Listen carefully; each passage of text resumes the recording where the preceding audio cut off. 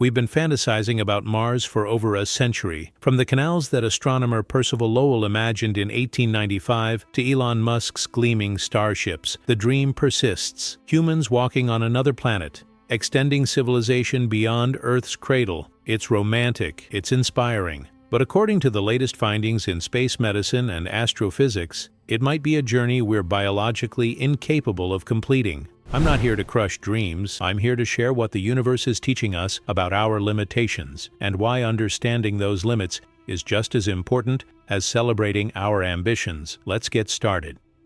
Let's start with something most people don't consider: the journey itself.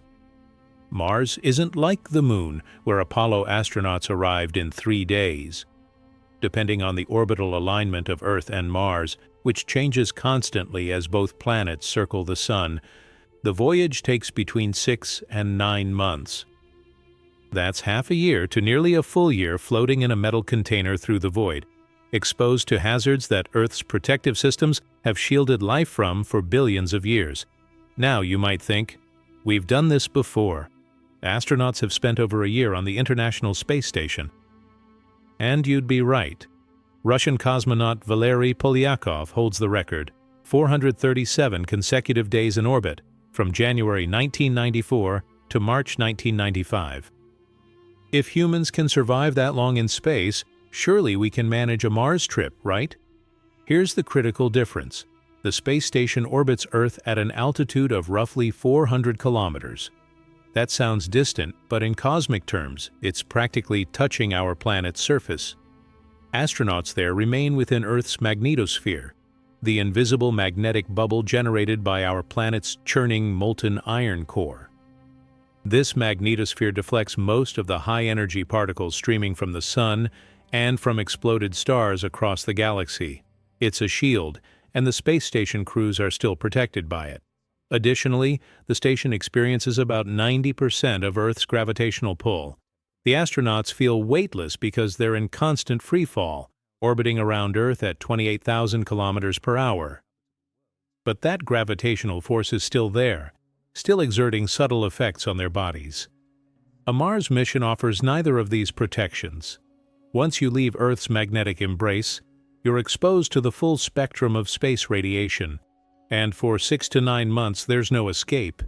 You're trapped in your spacecraft, bombarded by particles traveling at significant fractions of light speed, some carrying enough energy to slice through metal, water, plastic, and your cells.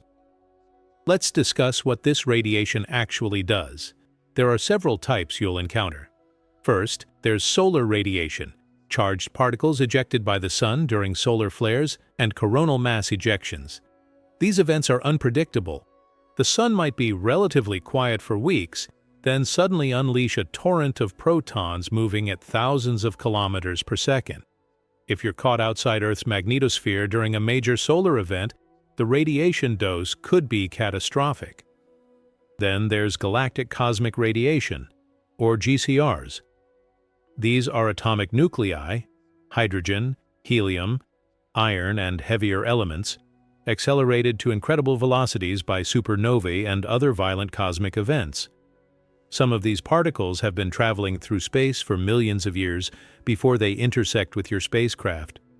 They carry so much energy that they can't be effectively blocked by conventional shielding. They pass through the walls of your ship, through your equipment, through your body. When these particles strike your cells, they create cascades of secondary radiation, ionizing atoms along their path. This damages DNA directly, breaking the double helix, scrambling genetic information. Your cells have repair mechanisms, but they're overwhelmed by the sheer volume of damage. Some cells die. Others repair themselves incorrectly, potentially becoming cancerous. Brain cells, neurons that don't regenerate, accumulate damage that might never heal. NASA scientists have calculated that during a round-trip Mars mission, astronauts would receive a radiation dose of roughly 600 millisieverts. To put that in perspective, the annual dose from natural background radiation on Earth is about 3 millisieverts. A full-body CT scan delivers about 10 millisieverts. 600 millisieverts is 200 times your yearly exposure, compressed into less than 2 years. This level of exposure dramatically increases cancer risk. NASA's own safety standards state that astronauts shouldn't exceed a 3% increase in lifetime cancer risk. A Mars mission would likely exceed that limit. We're talking about increased rates of leukemia, lung cancer, colon cancer, brain tumors, consequences that might not appear for years or decades, but are statistically inevitable for a significant percentage of the crew. Recent studies, including research published in 2024 by teams at NASA's Goddard Space Flight Center, have explored potential countermeasures. Thicker shielding sounds obvious, but it comes with problems. Lead and other dense materials are heavy, and every kilogram added to a spacecraft requires more fuel to launch and maneuver. There's also a phenomenon called secondary radiation. When high-energy particles strike dense shielding, they can generate showers of additional particles that might be even more harmful than the original radiation. Some researchers have proposed using water or polyethylene, hydrogen-rich materials that absorb radiation more effectively per unit mass. Spacecraft designs have been suggested where water tanks surround the crew compartment, serving double duty as both radiation shielding and life support reserves. But even these solutions can't eliminate the risk entirely. GCRs are simply too energetic. Some will always get through. There's also the psychological dimension of this radiation exposure.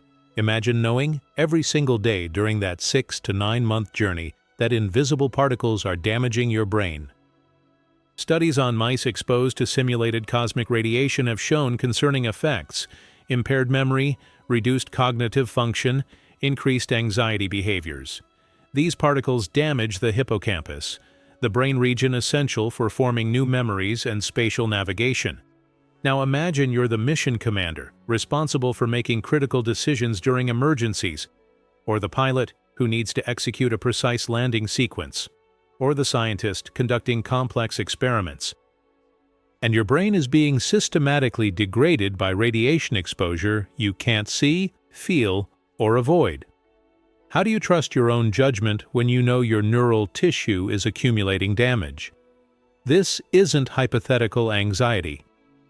Research conducted at the University of California, Irvine, and published in 2021 showed that mice exposed to levels of cosmic radiation equivalent to a Mars mission exhibited significant behavioral changes. They became less social, more anxious, and showed impaired decision-making abilities. Their neurons developed inflammation and structural abnormalities that persisted long after the exposure ended. Translating these findings to humans is complex. Mice aren't people, and we can't ethically expose astronauts to cosmic radiation and scan their brains afterward. But the implications are deeply troubling.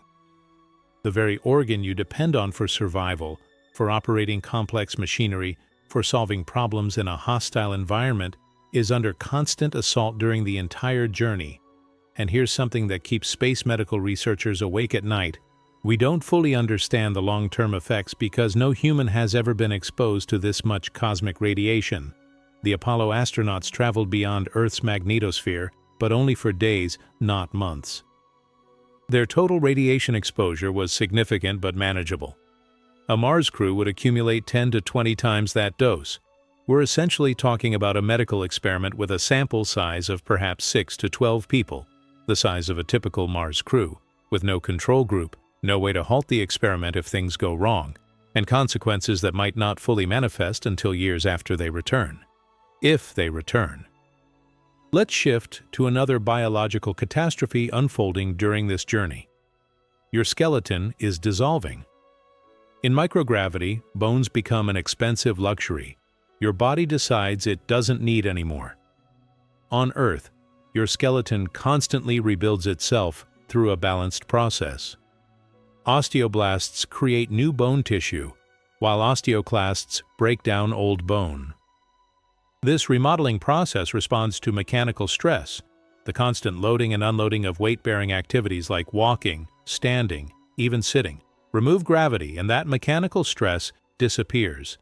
Your body senses that bones aren't being challenged anymore and responds logically. From an evolutionary perspective, Why maintain expensive calcium structures that aren't being used? So it begins recycling. Osteoclasts accelerate their demolition work, while osteoblasts reduce their construction efforts. The result is net bone loss of 1 to 2% per month. That might sound gradual, almost manageable. But consider the timeline. 9 months to Mars. You lose 9 to 18% of your bone mass. Let's say you spend 1.5 years on the Martian surface. We'll get to why that's its own nightmare shortly. And then 9 months back to Earth. That's a total of 36 months. At 1% loss per month, the conservative estimate, you've lost 36% of your skeletal density. At 2% per month, you've lost 72%. 72% bone loss would leave you with skeletal integrity comparable to someone with severe, advanced osteoporosis. Your bones would be brittle, porous, structurally compromised. The femur, your thigh bone, one of the strongest bones in the human body, could fracture under loads that would normally be trivial. Sitting down too quickly, twisting to reach something, catching yourself during a stumble. Research from the International Space Station provides real data on this. A study published in 2022 in Scientific Reports followed 17 astronauts who'd spent 4 to 7 months in space. Even with rigorous exercise regimens, 2 hours per day of resistance training and aerobic activity, they experienced significant bone loss. The weight-bearing bones suffered most severely, tibias losing up to 2.5% of their density per month, and some astronauts showing incomplete recovery even a year after returning to Earth. Think about what that means. These astronauts exercised for 2 hours daily using specialized equipment designed to simulate weightlifting and running, and they still lost substantial bone mass. On a Mars mission, will you have the luxury of 2-hour daily workouts? When life support systems need maintenance, when scientific experiments demand attention, when you're rationing every calorie because resupply is impossible, will physical exercise be the priority? And here's the terrifying kicker. Some of that bone loss appears to be permanent. The 2022 study found that a year after returning to Earth, astronauts had recovered only about half of the bone density they'd lost in space. The tibias, shin bones, showed particularly poor recovery.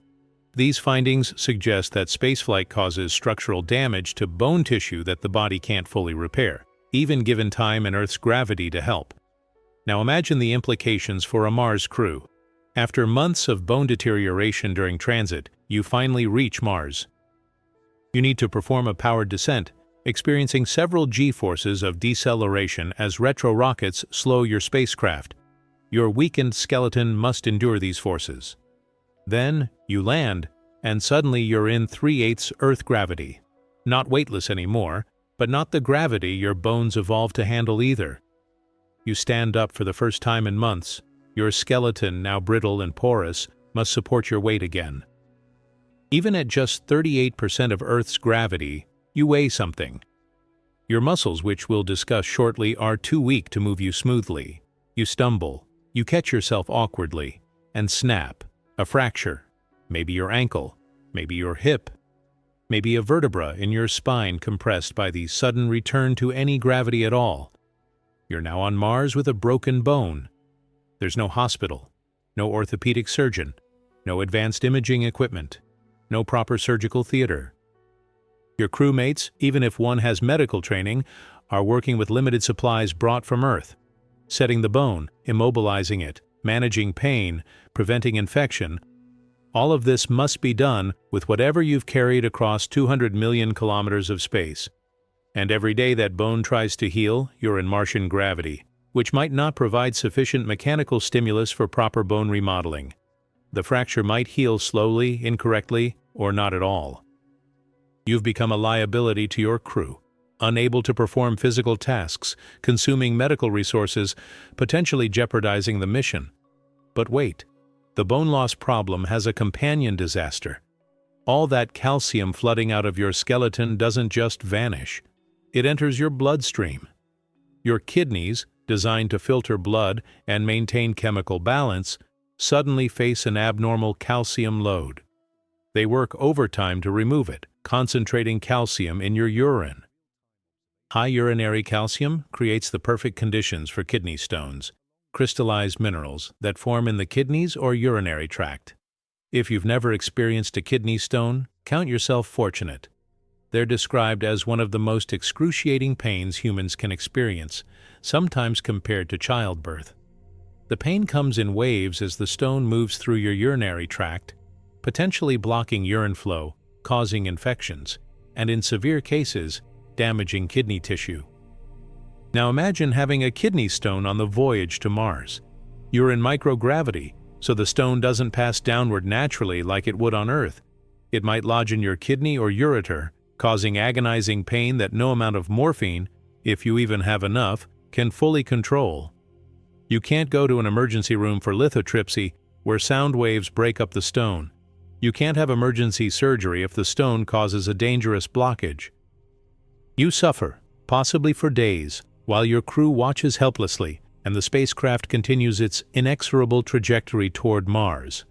Data from space station astronauts shows increased kidney stone risk, with some developing stones years after their missions ended, suggesting that the damage accumulates and manifests later.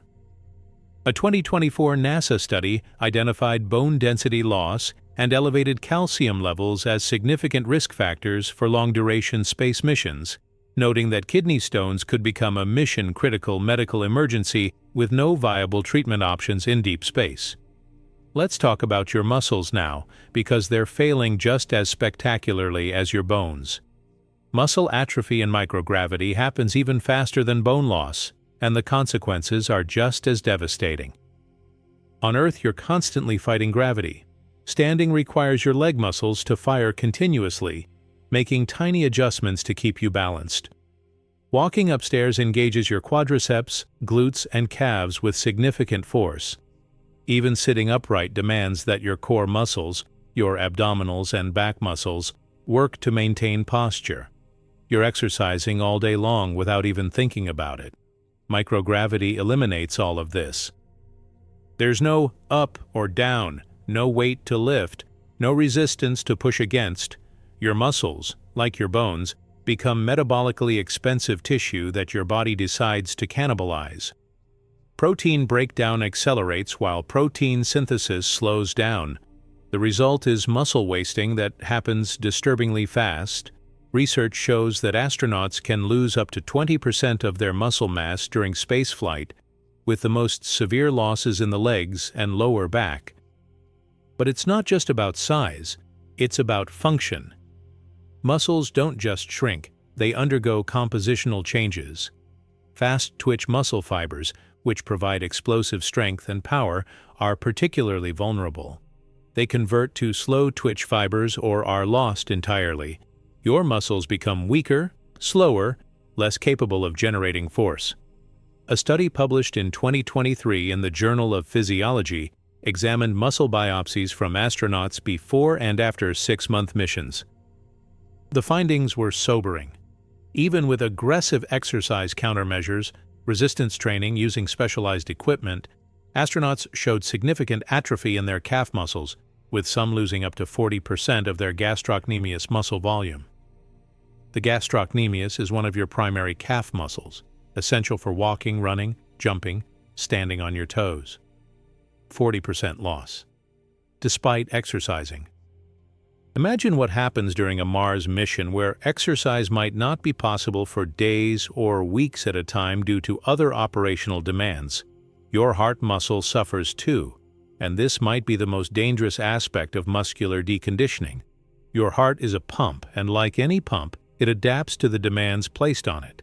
On Earth, your heart works constantly against gravity, pushing blood upward from your legs back to your chest, then up to your brain. It's a significant workload, and your heart muscle maintains strength and size to handle it. In microgravity, blood doesn't pool in your legs anymore because there's no gravitational gradient pulling it downward.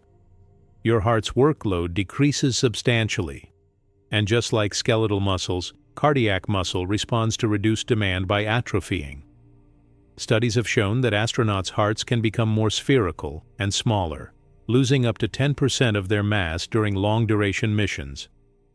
This cardiovascular deconditioning sets up a catastrophic scenario when gravity returns. After months of adaptation to weightlessness, your heart is now smaller and weaker. Your blood volume has decreased by roughly 10 to 15% because your body sensed it didn't need as much. Your blood vessels have lost their ability to constrict efficiently in response to position changes. Then you land on Mars, and gravity, even weak Martian gravity, reasserts itself. Blood suddenly pools in your lower body again. Your brain, accustomed to receiving adequate blood flow without much effort, suddenly faces a supply shortage. Your weakened heart struggles to pump against even this reduced gravity. Your blood vessels can't constrict quickly enough to redirect blood upward. The result is orthostatic intolerance, severe dizziness, lightheadedness, vision darkening, and potentially fainting when you stand up or move quickly. This isn't just uncomfortable, it's dangerous. You could collapse during a critical task. You could faint while climbing a ladder or operating machinery. Astronauts returning from the space station often need assistance walking when they first land, and they're returning to a world with full medical support and gradual rehabilitation.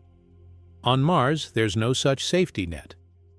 Russian cosmonaut Valentin Lebedev, who spent 211 days on Salyut 7 in 1982, described his return to Earth as feeling like he weighed a ton. He couldn't walk without support for several days, couldn't lift his arms above his head, felt crushing pressure on his chest when lying down, and remember, he returned to full Earth gravity with immediate medical attention. You'll be landing on Mars with only 38% Earth gravity, but after months of complete weightlessness, that might feel crushing anyway. There's another insidious effect of muscle loss that doesn't get enough attention: metabolic changes. Muscle tissue is metabolically active. It burns calories, regulates blood sugar, produces hormones that affect your entire body. When you lose significant muscle mass, your metabolism shifts. You become more insulin resistant, meaning your body can't regulate blood sugar as effectively. Your risk of developing type 2 diabetes increases. Your body composition shifts toward higher fat percentage, even if your total weight remains constant. These metabolic changes can persist long after you return to gravity. A 2021 study tracking astronauts for 3 years after spaceflight found that some showed continued insulin resistance and metabolic dysfunction, suggesting that extended time in microgravity causes lasting changes to how your body processes energy. Now let's address something that sounds less dramatic but might be equally mission-critical: your sense of balance and spatial orientation. Deep within your inner ear, you have a vestibular system, a complex arrangement of fluid-filled chambers and sensory cells that detect acceleration and orientation relative to gravity. This system constantly tells your brain which way is down, how your head is moving, whether you're tilting or rotating. In microgravity, this system becomes confused. There is no down anymore. The fluid in your vestibular chambers floats rather than settling. Your sensory cells send signals to your brain that don't match what your eyes see or what your body feels. The result is profound spatial disorientation and, for most astronauts, severe nausea. This is space adaptation syndrome, colloquially called space sickness. Roughly 70 to 80% of astronauts experience it during their first few days in space. Symptoms include nausea, vomiting, headaches, dizziness, and complete disorientation. Some astronauts describe it as the worst seasickness imaginable, except there's no horizon to focus on and no relief from the motion because the motion is your body's confused response to the absence of gravity. Most astronauts adapt within 3 to 5 days. Their brains gradually learn to ignore the contradictory vestibular signals and rely more on visual cues. But here's the problem. When you land on Mars and gravity returns, your vestibular system must readapt again.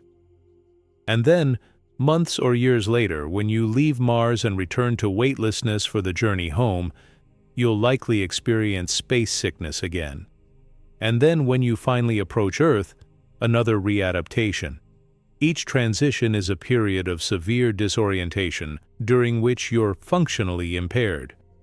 You can't pilot spacecraft, operate complex equipment, or perform delicate scientific work when you're vomiting and can't tell which direction you're facing.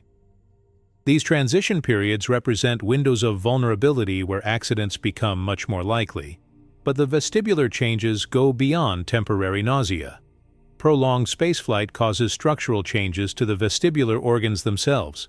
The otoliths, tiny calcium carbonate crystals in your inner ear that sense gravity, begin to degrade or dissolve without gravitational stimulus. Some research suggests these changes might be permanent, potentially leaving astronauts with lasting balance problems even after returning to Earth. There's also a recently discovered phenomenon called spaceflight-associated neuroocular syndrome, or SANS. This is where things get truly bizarre and concerning. Roughly 70% of astronauts on long-duration missions develop vision problems. They become farsighted, struggling to focus on nearby objects. Some develop blind spots in their visual field.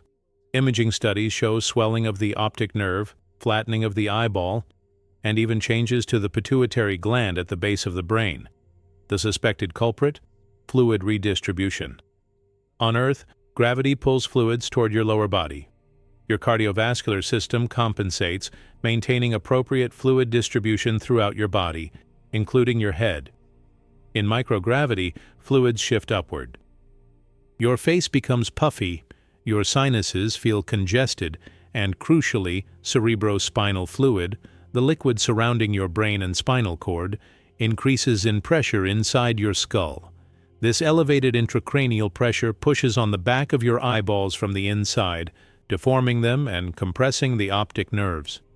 Over months, this sustained pressure causes structural changes. The eyeball flattens. The optic nerve swells. Vision degrades. Some astronauts who've spent 6 months on the space station have returned with vision changes that persisted for years afterward. A few have developed permanent alterations to their eyeball shape, requiring new corrective lenses or ongoing treatment. Now imagine experiencing this during a Mars mission. You're the pilot, responsible for landing a spacecraft on an alien world using visual references and instrument panels. But your vision has degraded over the 6-month journey. Can you accurately judge distances? Can you read critical displays? Can you trust your eyes during the most dangerous few minutes of the entire mission? The landing? NASA has studied this extensively since the syndrome was first identified around 2012. Research published in 2024 suggests that increased intracranial pressure is indeed the primary mechanism, but we still don't have effective countermeasures. Some researchers have proposed using negative pressure devices on the lower body to pull fluids downward, simulating gravitational effects. Others have suggested pressurized goggles to counteract the internal pressure on the eyeballs. None of these solutions have been proven effective for long-duration missions yet. And here's the unsettling reality. We discovered SANS relatively recently, only after multiple astronauts reported vision problems following long stays on the space station. What other physiological changes are occurring that we haven't identified yet? What subtle neurological degradation? What immune system dysfunction? What cellular-level damage is accumulating during spaceflight that we won't discover until it's too late? Let's discuss your immune system, because it's actively sabotaging itself in space. Your immune system is extraordinarily complex, involving multiple types of cells that patrol your body, identify threats, and coordinate responses to infections, injuries, and abnormal cells like cancer. This system evolved over hundreds of millions of years in Earth's gravitational field, and it turns out that many immune functions are gravity-dependent. Research dating back to the 1980s has shown that spaceflight suppresses immune function. T cells, critical white blood cells that identify and destroy infected or cancerous cells, become less effective. Natural killer cells, which provide rapid responses to viral infections and tumors, show reduced activity. The distribution of immune cells throughout your body changes, with fewer cells circulating and more remaining dormant in lymphoid tissues. Why does this happen? Partly it's stress. Spaceflight is physiologically stressful, and stress hormones like cortisol suppress immune function. But there's more to it. Microgravity itself affects how immune cells migrate. how they interact with pathogens, even how they communicate with each other through chemical signals. Studies have shown that certain bacteria become more virulent in microgravity, forming biofilms more aggressively and resisting antibiotics more effectively. Imagine the implications. You're on a spacecraft heading to Mars, enclosed in a small metal container with 5 or 6 other people for 6 to 9 months. You're breathing recycled air, touching the same surfaces constantly, sharing a confined space where pathogens can spread easily. And your immune system is operating at reduced capacity while the bacteria around you are becoming more dangerous. If someone gets sick, whether from bacteria that hitched a ride from Earth or from opportunistic microbes that normally live harmlessly on human skin but become pathogenic in the altered environment, the infection could spread rapidly through the crew. Respiratory infections, skin infections, urinary tract infections all become more likely and potentially more severe. And here's something that will make your skin crawl. Viruses that lie dormant in your body can reactivate during spaceflight. About 50 to 90% of humans carry latent herpes viruses, not just the ones that cause cold sores or genital herpes, but also varicella zoster virus that causes chickenpox and shingles, Epstein-Barr virus, and cytomegalovirus. These viruses integrate into your cells and remain dormant, kept in check by your immune system. Studies have shown that astronauts frequently shed these viruses during and after spaceflight, indicating viral reactivation. Research published in 2023 found that Epstein-Barr virus and varicella zoster virus reactivated in roughly half of astronauts during missions, with viral shedding continuing for months after return to Earth. This suggests that your suppressed immune system can no longer keep these viral infections completely controlled. Most of the time, this reactivation causes minor symptoms: a cold sore, some fatigue, maybe a mild rash. But varicella zoster reactivation causes shingles, which produces extremely painful nerve inflammation and skin blistering. Imagine developing shingles on a spacecraft with limited medical supplies and no possibility of evacuation or specialist care. The pain can be debilitating, lasting for weeks or months, potentially leaving you with permanent nerve damage called postherpetic neuralgia. Your wound healing is compromised too. Studies on animals and cell cultures in microgravity show that wounds heal more slowly and with weaker scar tissue formation. The inflammatory response, normally carefully orchestrated to clean wounds and initiate healing, becomes dysregulated. If you're injured on Mars, whether from an accident, a tool mishap, or even a minor cut, healing will take longer and infection risk will be higher. Now we need to talk about something that sounds abstract but has concrete, terrifying implications: DNA damage and cellular aging. Every cell in your body contains DNA, the instruction manual for making proteins and regulating cellular function. This DNA is constantly under attack from metabolic processes, environmental toxins, and radiation. Your cells have repair mechanisms that fix most of this damage, but some accumulates over time. This accumulation is one of the fundamental mechanisms of aging. Space radiation accelerates this process dramatically. Those cosmic rays and solar particles we discussed earlier don't just increase cancer risk, they cause widespread cellular damage throughout your body. When high-energy particles strike your cells, they create free radicals, unstable molecules that damage proteins, lipids, and DNA. This damage accumulates in every organ, every tissue, every cell. Research on mice exposed to simulated space radiation shows accelerated aging markers. Their cells show shorter telomeres, the protective caps on chromosome ends that naturally shorten with age. They develop age-related diseases earlier. Their organs show signs of premature deterioration. Essentially, space radiation ages you faster.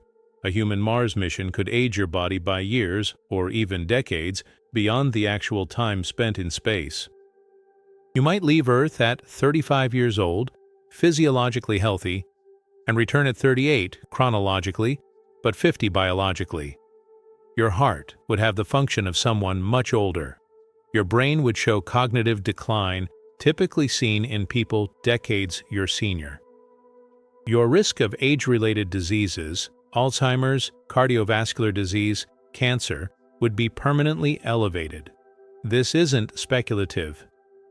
Research conducted by NASA's twin study, comparing astronaut Scott Kelly, who spent nearly a year in space with his identical twin, Mark Kelly, who remained on Earth, revealed significant biological changes. Scott's telomeres initially lengthened in space, a surprising finding, but then shortened dramatically after returning to Earth, ending up shorter than before the mission. His gene expression patterns changed, with thousands of genes showing altered activity related to immune function, DNA repair, and bone formation.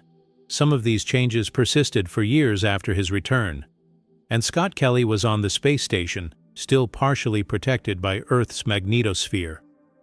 A Mars crew faces far more intense radiation exposure with far more severe consequences.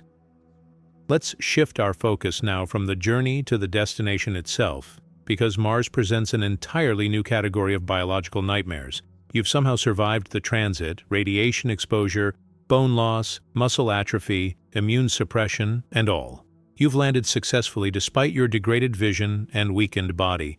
Congratulations. Now the real problems begin. Mars' gravity is 3.71 meters per second squared, roughly 38% of Earth's 9.8. This sounds manageable, maybe even pleasant. You'd weigh much less, jumping would be easier, lifting heavy objects would require less effort. But your body doesn't care about convenience. It cares about the mechanical stimulus needed to maintain its systems.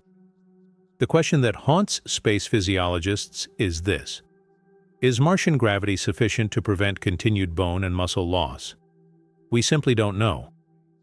We have data from complete microgravity on the space station, and we have data from full Earth gravity, but we have almost no data from the range in between. The Moon has 1/6 Earth's gravity, but only 12 people have walked on it, and none stayed longer than 3 days. That's not enough to understand long-term physiological effects. Some researchers hypothesize that there might be a threshold, a minimum gravitational level below which the body continues to deteriorate regardless. If that threshold is higher than Martian gravity, then astronauts on Mars would continue losing bone mass, continue experiencing muscle atrophy, continue suffering cardiovascular deconditioning, just at a slower rate than in complete weightlessness. Imagine spending 18 months on Mars, the minimum time you'd need to wait for Earth and Mars to align favorably for the return journey, while your skeleton continues to dissolve at maybe 0.5% per month.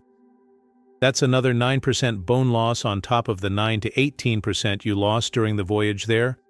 You're now looking at 18 to 27% total bone loss before you even begin the journey home. Then there's the 9-month return trip in microgravity again, potentially bringing total bone loss to well over 30%. At what point does your skeleton become so compromised that returning to Earth's full gravity would be catastrophic? At what point would your femurs shatter under your own weight when you try to stand after landing? This is why some researchers have suggested that Mars missions might inherently be one-way trips. Not by design, not as a desperate measure, but because the physiological changes induced by the journey and the stay make return to Earth biologically impossible. You'd have adapted to low-gravity environments, first microgravity, then Mars gravity, to such an extent that your body can't readapt to Earth. But let's assume Mars gravity does provide some protective effect, slowing deterioration enough to make survival possible. You still face the Martian environment itself, which is spectacularly hostile to human life in ways that most people don't fully appreciate. The atmosphere, if you can even call it that, is less than 1% the density of Earth's atmosphere. It consists of 95% carbon dioxide, with traces of nitrogen, argon, and almost no oxygen. You absolutely cannot breathe it. Step outside without a pressure suit, and you'd lose consciousness within 15 seconds. The low pressure would cause the water in your blood and tissues to vaporize, a process called ebulism. You'd essentially boil alive while simultaneously suffocating and freezing, because yes, Mars is also unimaginably cold. Average surface temperature is about -63 degrees Celsius. At the equator during summer, temperatures might reach a pleasant 20 degrees Celsius during the day, but then plummet to minus 73 degrees Celsius at night. At the poles, winter temperatures drop below minus 125 degrees Celsius. These aren't camping trip cold or winter storm cold. This is exposed flesh freezes solid in minutes cold. This is metal becomes brittle and equipment fails cold. Your habitat needs constant heating, requiring enormous amounts of energy. Any failure in your heating system, any breach in your habitat's thermal insulation, and you're facing life-threatening hypothermia within minutes. Then there's the dust. Martian dust is nothing like Earth soil. It's made of extremely fine particles, think baby powder consistency, composed of iron oxide, silicates, and perchlorate salts. This dust is electrostatically charged due to the constant friction in Mars's thin atmosphere and low humidity, so it clings to everything.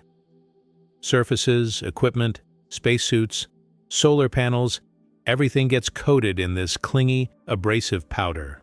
The dust particles are also incredibly fine, averaging 3 micrometers in diameter, much smaller than most Earth dust. This means they can penetrate seals, infiltrate equipment, and potentially get into your lungs if your air filtration systems fail. And here's where it gets concerning. Martian dust contains perchlorates, chlorine compounds that are toxic to humans. Exposure can damage your thyroid, disrupt hormone production, and potentially cause other systemic health problems. Studies simulating exposure to Martian regolith, the dust and rock material on the surface, have shown that these perchlorates, combined with the fine silicate particles, could cause lung inflammation similar to silicosis, a debilitating respiratory disease seen in miners and workers exposed to crystalline silica dust.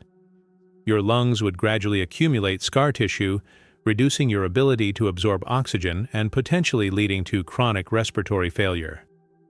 Every time you go outside, your spacesuit gets contaminated with this dust. When you return to your habitat, you need to decontaminate somehow, but the dust clings so effectively that complete removal is nearly impossible. Gradually, your habitat's interior becomes contaminated. You're breathing trace amounts of perchlorate-laden dust constantly. Over months or years, what does this do to your respiratory system, your thyroid function, your overall health? We don't have complete answers because we can't fully replicate Martian dust on Earth and expose humans to it for extended periods. We're making educated guesses based on limited data. The radiation situation on Mars is marginally better than in deep space, but still catastrophic by Earth standards. Mars has no global magnetic field. Its core cooled billions of years ago and stopped generating the protective magnetosphere that once surrounded the planet. Without this shield, cosmic radiation bombards the surface constantly. Mars's thin atmosphere provides some protection, reducing surface radiation to about half of what you'd experience in deep space. But half is still roughly 24 times higher than background radiation on Earth. NASA's Curiosity rover has been measuring surface radiation since 2012. The data shows that a human standing on Mars's surface would receive about 22 millisieverts per month, roughly equivalent to getting a full-body CT scan every few weeks. Over an 18-month surface mission, you'd accumulate approximately 400 millisieverts just from being on Mars, adding to the 600 millisieverts from the journey there and back. That's a total of 1,000 millisieverts, a full sievert of radiation exposure. At this level, your lifetime cancer risk increases by approximately 5 to 10% above baseline. And remember, this assumes you're inside a habitat most of the time. Any surface operations, any EVAs, extravehicular activities, where you're outside exploring, conducting experiments, or repairing equipment, significantly increase your exposure. Some mission proposals suggest building habitats underground or covering them with several meters of Martian regolith for radiation shielding, but this requires heavy construction equipment, significant time and labor, and assumes that your crew, already weakened by the journey, can perform this physically demanding work in bulky spacesuits in the hostile environment. and Scott Kelly was on the space station, still partially protected by Earth's magnetosphere. A Mars crew faces far more intense radiation exposure with far more severe consequences. Let's address the psychological dimension of this journey, because your mind might fail before your body does. Imagine being sealed in a container roughly the size of a large apartment with 5 or 6 other people for 6 to 9 months. You can't go outside. You can't open a window. You can't leave if tensions rise or conflicts develop. Every conversation, every meal, every sleeping moment happens in this tiny enclosed space, with the same people, day after day after day. Earth disappears from view within weeks of departure, becoming just another point of light indistinguishable from stars. You're farther from home than any human has ever been. If something goes catastrophic, a medical emergency, a life support failure, a psychological crisis, there's no rescue, no evacuation, no emergency return. The laws of orbital mechanics are absolute. You're committed to the trajectory, and it will take months to reach Mars no matter what happens. The psychological term for this is confinement and isolation, and it's one of the most studied aspects of long-duration spaceflight. Research from Antarctic research stations, submarine crews, and space station missions provides insights. But none of these analogs fully capture the reality of a Mars journey. Antarctic researchers can be evacuated in emergencies. Submarines surface regularly. Space station crews can see Earth constantly and communicate with ground control in real time with minimal delay. A Mars crew has none of these comforts. Communication with Earth becomes progressively delayed as the distance increases. At Mars's closest approach, radio signals take about 3 minutes to travel from Earth to Mars. At the farthest separation, that delay extends to 22 minutes. This means every conversation with mission control, every consultation with medical experts, every interaction with loved ones back home involves long pauses. You ask a question, wait 20 minutes, hear a response, wait 20 minutes to reply. Real conversation becomes impossible. This communication lag creates profound isolation. You can't call home when you're feeling anxious. You can't get immediate advice during an emergency. You can't have spontaneous conversations with anyone except your crewmates, the same people you've been sealed in a container with for months, whose every habit and mannerism you've memorized, whose voices might be driving you slowly insane. Studies on isolation show predictable patterns. Initially, people bond closely, united by their shared experience and mission purpose. Then, the honeymoon period ends, usually within a few months. Small irritations become magnified. The way someone chews their food, clears their throat, or monopolizes conversation becomes intolerable. Conflicts emerge over resource use, task allocation, decision-making authority. In confined quarters with no escape, these tensions can escalate into serious interpersonal problems. The psychological term is third quarter phenomenon. It was first identified in Antarctic expeditions but has been observed in numerous long-duration isolated missions. Roughly 3/4 of the way through a long mission, psychological stress peaks. People become depressed, irritable, withdrawn. Motivation declines. Conflicts intensify. This happens when the initial excitement has faded. The destination still feels impossibly distant, and the monotony of daily routine has ground people down. For a Mars mission, this crisis would likely occur when you're farthest from both Earth and Mars, floating in the void with months remaining in either direction. No turning back, but your destination still abstract and remote. This is when someone might experience a psychological breakdown. Depression, anxiety, paranoia, or more severe conditions could emerge. And here's the nightmare scenario. What if that person is critical to mission success? The pilot, the medical officer, the engineer who understands the life support systems? Spacecraft don't carry backup crews. If one person becomes psychologically incapable of performing their duties, the remaining crew must compensate, adding stress to an already strained situation. Research from analogs like the Mars 500 simulation, a project conducted from 2010 to 2011, where 6 volunteers spent 520 days in a sealed facility in Moscow, simulating a Mars mission, revealed significant psychological challenges. Participants experienced sleep disturbances, mood disorders, and conflicts. One crew member became progressively withdrawn and uncommunicative. These problems emerged despite careful psychological screening and the knowledge that they could leave if absolutely necessary. A real Mars crew wouldn't have that escape option. Sleep disruption is particularly concerning. On Earth, your circadian rhythm, your internal 24-hour clock, is regulated primarily by light and darkness. In space, you're orbiting or traveling through space where day and night are arbitrary concepts. The space station orbits Earth every 90 minutes, experiencing 16 sunrises and sunsets per day. Mars has a day length of 24 hours and 39 minutes, slightly longer than Earth's. During transit, there's no natural day-night cycle at all, unless artificially created. Astronauts on the space station frequently report sleep problems. Studies show they average only about 6 hours of sleep per night, compared to 7 to 8 hours on Earth, and their sleep quality is poor. More fragmented, less restorative, deep sleep. This chronic sleep deprivation impairs cognitive function, slows reaction times, degrades decision-making, and increases accident risk. Imagine operating on chronic sleep deprivation during critical mission phases. Landing on Mars requires precise timing, coordination, and rapid decision-making. You're exhausted, sleep-deprived for months, possibly experiencing depression or anxiety from isolation, and you must execute a complex landing sequence with no room for error.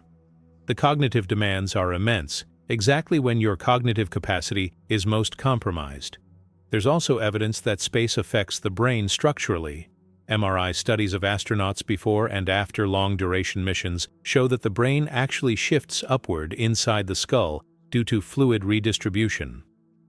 The ventricles, fluid-filled chambers inside the brain, expand. Gray matter volume changes in certain regions, particularly areas involved in motor control and spatial processing. A study published in 2021 in JAMA Neurology found that these brain changes can persist for years after returning to Earth. Some astronauts showed brain ventricle expansion that remained even 3 years after their missions ended. The long-term implications aren't fully understood, but alterations to brain structure are never trivial.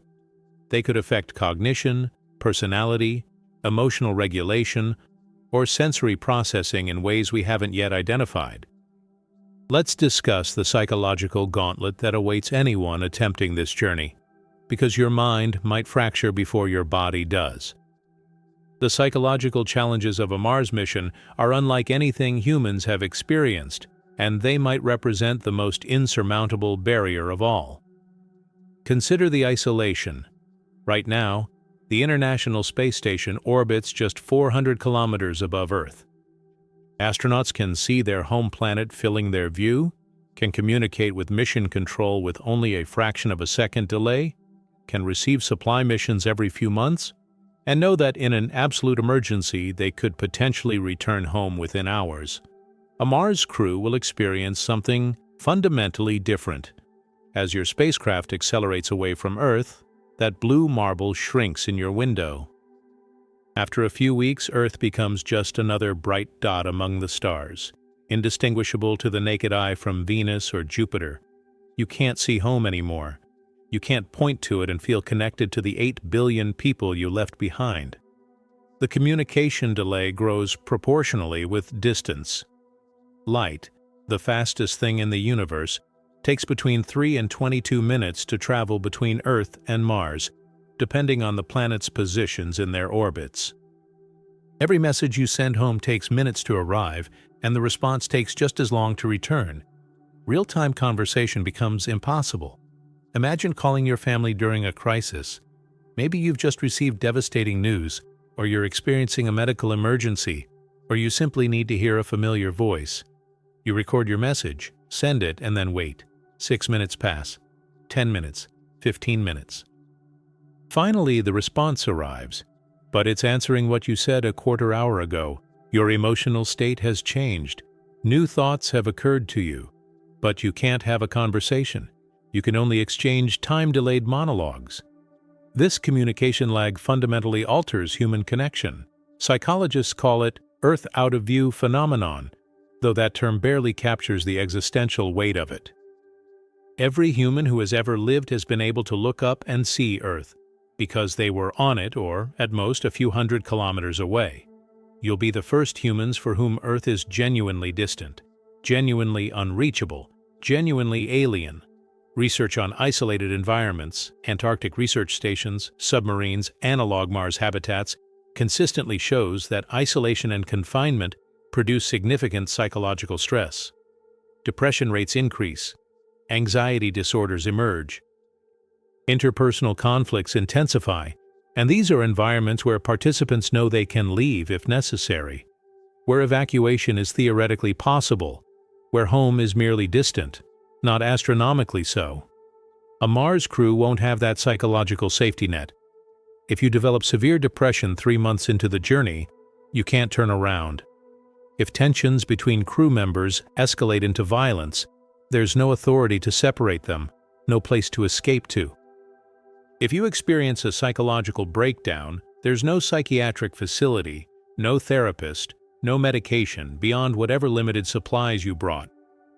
The crew selection process attempts to mitigate this by choosing psychologically resilient individuals, but there's no test for how someone will respond to 9 months of confinement with the same 5 people, followed by 18 months on a dead planet, followed by another 9 months confined together for the return journey. That's 3 years of the most extreme isolation and confinement any human has ever experienced. Studies of Antarctic winter over crews, people who spend months in darkness and isolation, show interesting patterns. There's an initial excitement phase lasting a few weeks. Then there's an adaptation phase where routines establish and morale remains relatively stable.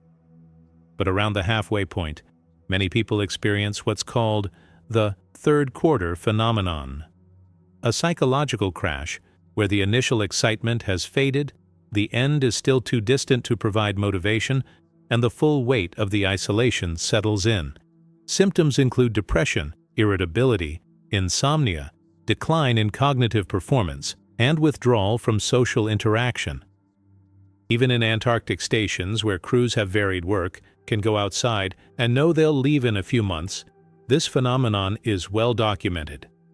On a Mars mission, at the halfway point of your 9-month journey, you're in the deepest space humans have ever reached, with no escape possible, no variation in your environment, and the knowledge that you're not even halfway through the total mission duration. Some crew members might experience what psychologists call break-off phenomenon, a dissociative state where you feel detached from reality, from your body, from your crewmates. Russian cosmonauts have reported experiences during long missions where they felt like they were floating outside their own bodies, observing themselves from a distance. In the confined environment of a spacecraft, with no external reference points and the constant stress of life-threatening danger, such dissociative experiences could become more frequent and more severe. Then there's the issue of interpersonal dynamics in such extreme confinement. You'll be living in a volume smaller than most houses, with 5 or 6 other people, for 3 years. You can't take a walk to clear your head. You can't drive to a friend's house. You can't even step outside for fresh air. There is no outside, only the cold vacuum of space waiting to kill you instantly. Every annoying habit of your crewmates becomes magnified. The way someone chews their food, how another person hums while working, the fact that someone doesn't clean up after themselves quite thoroughly enough. These tiny irritations, easily overlooked on Earth where you can get space from people, become sources of intense frustration in permanent confinement. Historical accounts from submarines, space stations, and polar expeditions document how conflicts escalate in isolated groups. Arguments over trivial matters, how supplies should be stored, whose turn it is to do maintenance, even disagreements about how loud someone breathes, can spiral into genuine hostility. There have been cases of violence on Russian space stations, fistfights on Antarctic bases, and mutinies on submarines. Now imagine this dynamic with the added stresses of radiation exposure affecting your brain, sleep deprivation from disrupted circadian rhythms, we'll get to that shortly, constant low-level anxiety about system failures that could kill everyone, and the certain knowledge that there's no authority who can intervene, no way to separate conflicting individuals, and no escape. If a fight breaks out, there's no police to call. If someone becomes violent, there's no way to restrain them safely without potentially damaging critical equipment in the struggle. If the mission commander makes a decision that the rest of the crew believes is dangerous, there's no higher authority to appeal to. The crew must somehow maintain cohesion and cooperation despite these pressures, because failure to do so could mean death for everyone. Then factor in the sleep disruption. On Earth, your circadian rhythm, your internal 24-hour clock, is synchronized by exposure to sunlight and darkness. This rhythm regulates not just sleep, but also hormone production, body temperature, immune function, and cognitive performance. It's fundamental to health. In space, this rhythm is disrupted. On the space station, the sun rises and sets every 90 minutes as the station orbits Earth. Astronauts use scheduled lighting and blackout shades to maintain some semblance of a normal day-night cycle, but many report chronic sleep problems. Studies show that astronauts average about 6 hours of sleep per night in space, 2 hours less than recommended, and the quality of that sleep is poor, with frequent awakenings and reduced time in deep restorative sleep phases. Chronic sleep deprivation doesn't just make you tired, it systematically degrades every aspect of your cognitive and physical function. Your reaction time slows, making you clumsy with equipment and controls. Your judgment becomes impaired, leading to poor decisions during critical moments. Your memory suffers, making it harder to recall procedures or retain new information. Your emotional regulation deteriorates, making you more irritable, anxious, and prone to conflict with crewmates. Research on sleep-deprived individuals shows cognitive performance equivalent to being legally intoxicated. After 17 hours of sustained wakefulness, your performance matches someone with a blood alcohol content of 0.05%. After 24 hours awake, you're functioning like someone with a blood alcohol content of 0.1%, well above the legal limit for driving in most places. Now imagine months of getting only 6 hours of fragmented, poor-quality sleep every night. You're operating in a permanently impaired state, trying to manage life support systems, conduct scientific experiments, maintain spacecraft systems, and make decisions that determine whether you and your crew live or die. The margin for error is microscopic, and your ability to avoid errors is compromised by chronic exhaustion. There's evidence that spaceflight affects the brain's structure in ways that could worsen these cognitive problems. Studies using brain imaging on astronauts before and after missions have revealed remarkable changes. The brain physically shifts upward inside the skull due to fluid redistribution in microgravity. Cerebrospinal fluid, the protective liquid surrounding your brain and spinal cord, accumulates at the top of your skull, creating pressure that actually deforms brain tissue. MRI scans show that the brain's ventricles, internal fluid-filled chambers, expand during spaceflight. Gray matter volume decreases in some regions while increasing in others. The pituitary gland, which regulates hormone production, shifts position and may change size. Some astronauts show narrowing of the central sulcus, a prominent groove in the brain's surface, suggesting that brain tissue is being compressed by the abnormal fluid pressures. A landmark study published in 2021 followed astronauts for up to 3 years after their return from the space station. Brain scans showed that some of these structural changes persisted for years, with ventricle expansion remaining evident even 3 years post-flight. The functional implications aren't fully understood yet. Researchers are still trying to determine whether these structural alterations affect memory, decision-making, emotional processing, or other cognitive functions. But here's what keeps neurologists awake. We don't know the long-term consequences of these brain changes. We don't know if they're reversible or permanent. We don't know if they worsen with longer exposure. And most troubling, we don't know what additional changes might occur during a multi-year Mars mission that we haven't seen in 6 to 12-month space station missions. Your brain is who you are. It's your personality, your memories, your ability to reason and feel and connect with others. If spaceflight is physically altering brain structure in ways we don't understand, we're essentially conducting neurological experiments on astronauts without knowing what we're testing or what the results might mean decades later. Let's talk about something that sounds less immediately dramatic but represents a fundamental barrier to Mars exploration: logistics and resource limitations. Mars is not like Antarctica, where supply flights can arrive regularly. It's not like a submarine, which surfaces every few weeks. It's not even like the space station, which receives cargo shipments every few months. Mars is a minimum of 55 million kilometers away at closest approach, and that closest approach only happens every 26 months. Launch windows, the periods when Earth and Mars are positioned favorably for efficient travel, occur approximately every 26 months. Miss your window, and you're waiting over 2 years for the next one. This means resupply missions to Mars are extraordinarily constrained. If you forgot something, if equipment fails unexpectedly, if you consume resources faster than planned, you can't just order more supplies. Help is literally years away. Every single item needed for the mission must be brought from Earth or manufactured on Mars using local resources. Food, water, oxygen, fuel, spare parts, medical supplies, tools, scientific equipment, everything.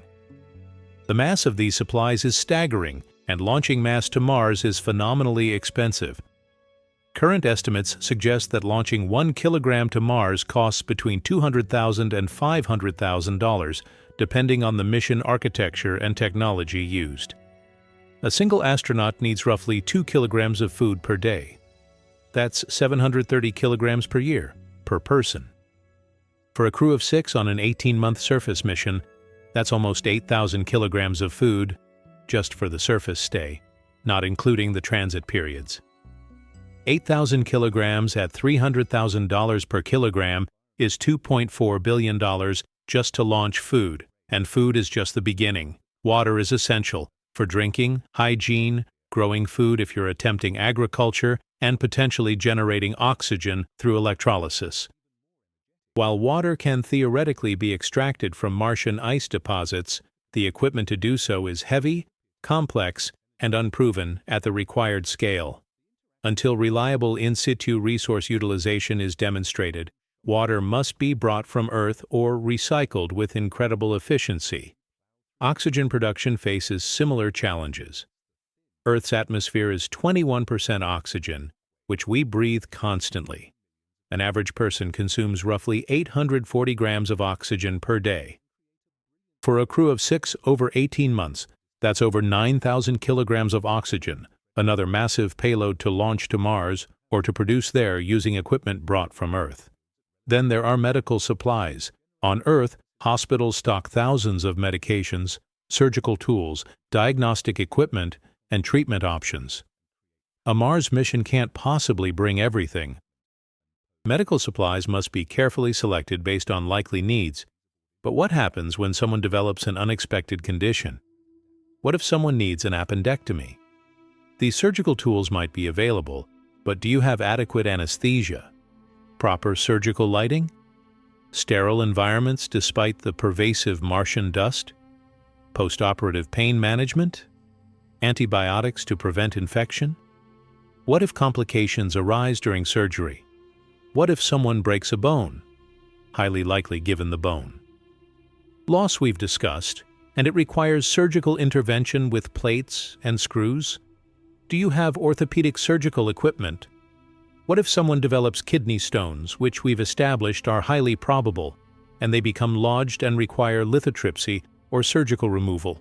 What if someone has a heart attack? Cardiovascular disease risk is elevated due to radiation exposure and the physiological stresses of spaceflight. Do you have cardiac medications, defibrillators, equipment for coronary angioplasty? What if someone has a stroke? Do you have the ability to diagnose it with brain imaging and provide appropriate treatment? The answer to most of these questions is probably no, or maybe to a limited extent. Medical capabilities on a Mars mission will be constrained by mass, power, and expertise limitations. Crew members receive medical training, but they're not emergency room physicians, surgeons, or specialists. They'll be doing their best with limited resources in a life-threatening situation, and their best might not be good enough. There's another resource constraint that's even more fundamental: energy. Everything you do on Mars requires power. Heating your habitat in minus 60 degrees Celsius temperatures, running life support systems to produce oxygen and remove carbon dioxide, powering computers and communication equipment, charging batteries for rovers and EVA suits, operating scientific instruments, melting ice for water, growing food under artificial lights if you're attempting agriculture. The energy requirements are enormous. Solar panels can provide power during Martian daylight, but Mars receives only 43% of the sunlight that Earth gets, and massive dust storms can block sunlight for weeks at a time.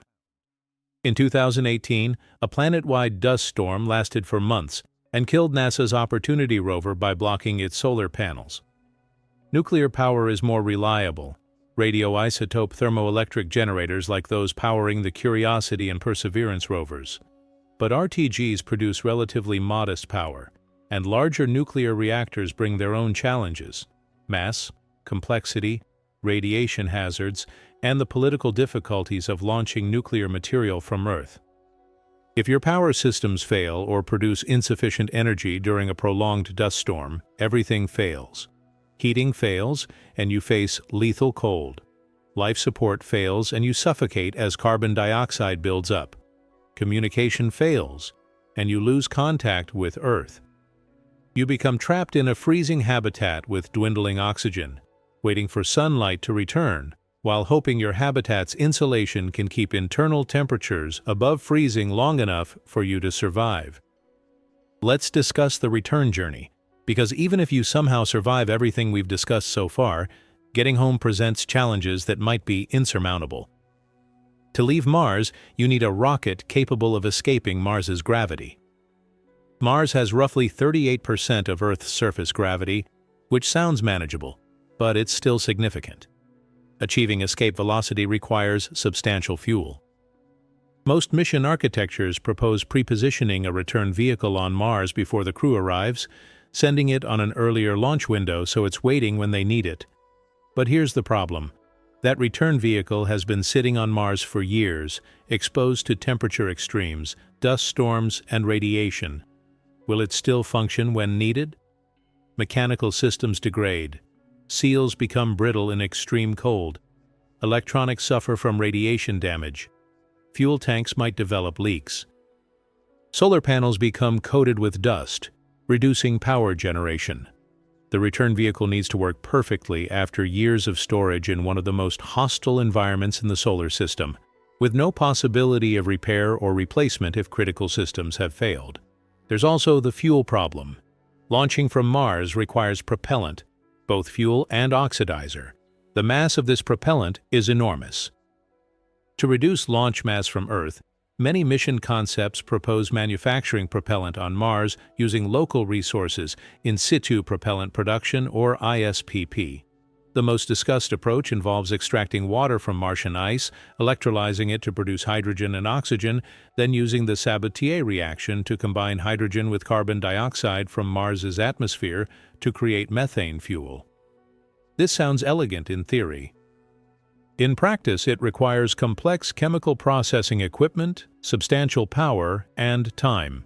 The equipment must function reliably in Martian conditions: extreme cold, dust, low atmospheric pressure.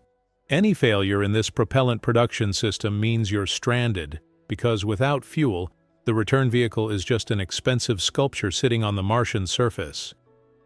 Even if everything works perfectly and you successfully launch from Mars, you face another 6 to 9 months in microgravity during the return voyage.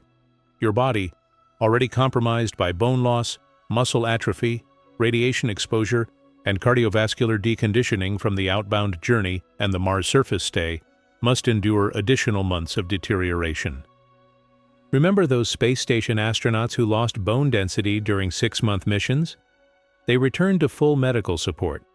Ambulances waiting at the landing site, medical teams, hospitals, rehabilitation facilities. You'll be landing after approximately 3 years away from Earth, roughly 2 years actually experiencing microgravity or low-gravity conditions, with bone loss potentially exceeding 30 to 40%, muscle mass reduced by similar amounts, cardiovascular systems severely deconditioned, and immune systems compromised. When your spacecraft re-enters Earth's atmosphere and lands, assuming the re-entry and landing systems work properly after years in space, you'll experience full Earth gravity for the first time in 3 years. Your body mass suddenly feels crushing. Your heart, weakened and smaller, must pump blood against full gravitational gradient. Your bones, now porous and brittle, must support your full Earth weight. Astronauts returning from 6-month space station missions often can't walk unassisted when they first land. They describe feeling extraordinarily heavy, as if they weigh several times their normal weight. Their muscles are too weak to support them. They experience severe orthostatic intolerance, dizziness and fainting when standing because their cardiovascular systems can't maintain adequate blood pressure against gravity. Scott Kelly, who spent 340 days on the space station, the longest single spaceflight for an American astronaut, described his return to Earth as agonizing. His legs felt like they weighed 1,000 pounds. His skin burned where clothing touched it, because his nerve endings had become hypersensitive. He had difficulty walking for weeks and experienced pain and fatigue for months. And Scott Kelly spent his mission on the space station, still partially protected by Earth's magnetosphere, with artificial gravity from treadmills and resistance equipment, knowing he was returning to immediate comprehensive medical care. A Mars crew will have spent 3 times as long away, experienced far more radiation exposure, possibly endured injuries or illnesses with inadequate treatment, and will have accumulated physiological damage that might be irreversible. Some researchers have bluntly stated that astronauts returning from Mars might never fully recover. They might remain permanently disabled, unable to walk without assistance, suffering chronic pain, cognitively impaired, with dramatically elevated cancer risk and potentially shortened lifespans. The people who leave Earth as healthy 30 or 40-year-olds might return as physiologically 60 or 70-year-olds, prematurely aged by the cosmic radiation and the physiological stresses they've endured. This raises profound ethical questions. Is it acceptable to send people on a mission knowing they'll likely return permanently disabled? That they're sacrificing their long-term health, possibly their lives, for the endeavor? Space agencies and private companies planning Mars missions speak optimistically about countermeasures and medical advances. But the fundamental physics and biology haven't changed. Radiation is radiation. Microgravity is microgravity. The human body evolved for Earth, and removing it from Earth's environment causes systematic failures that we can mitigate but not prevent with current technology. There's one final category of problems we need to discuss: unknowns. The challenges we've explored so far are based on current scientific understanding derived from space station research, robotic Mars missions, and analog studies on Earth.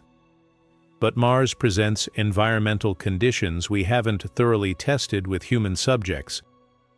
What are the psychological effects of living under a salmon-colored sky where Earth is invisible to the naked eye? What happens to human circadian rhythms during Martian dust storms that block sunlight for weeks? How does the human immune system respond to potential Martian microorganisms if they exist? What are the long-term health effects of breathing trace amounts of perchlorate-contaminated dust? How do humans psychologically and physiologically respond to living in artificial habitats? 4 years with no natural environment accessible?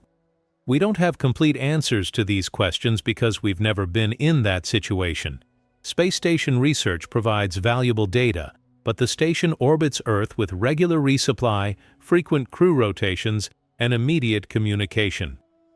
It's isolated but not fundamentally disconnected from Earth. Mars is different, truly alien, truly distant, truly hostile.